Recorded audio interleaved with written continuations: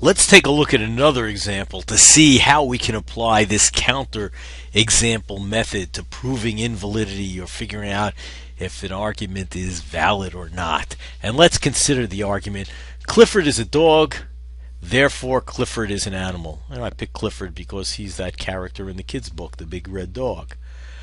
Okay, now question is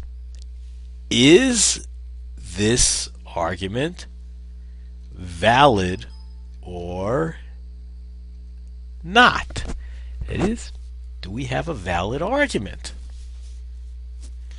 Remember, so the question we're asking, if it's valid, it's impossible for that premise to be true and the conclusion false. In other words, if you're claiming that, asserting that that Clifford is a dog and it's not the case that Clifford is an animal, is in itself a contradiction.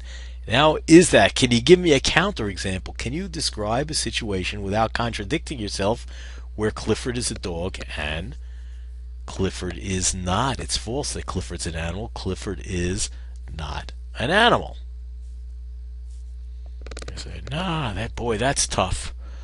Well, let me suggest that there is a way of describing such an example. All right, listen to me and listen to what I'm going to tell you and see if I've contradicted myself. Well, we're going to assume that Clifford is a dog, and what's happened is dogs never existed. They were really robots. They looked a lot like those furry creatures that walk around. They behave the same way and everything, but they're really robots. They're not animals. And in that case, Clifford is a dog, but he's not an animal. He's not a living being. Now, in describing that, I haven't contradicted myself.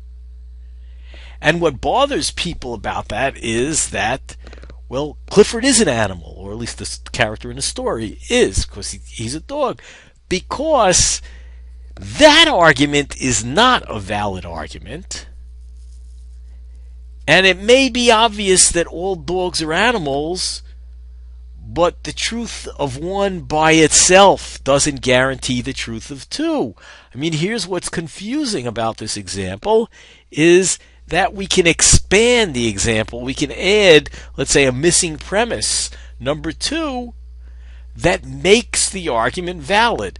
That is, if the argument is Clifford is a dog, all dogs are animals, therefore Clifford is an animal, in that case I end up contradicting myself, because the second I start trying to describe a situation in which dogs are robots, they're not living creatures, I've contradicted that second premise.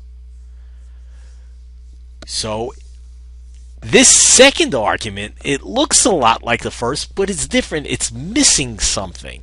And it doesn't matter. Remember, I said validity doesn't matter whether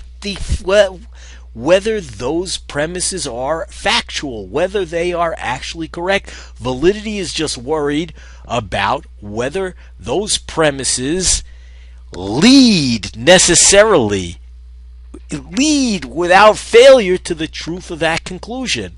Those two premises in that second argument on our page do lead necessarily to that third conclusion, but the first premise in the first argument, that premise by itself doesn't lead us to that conclusion.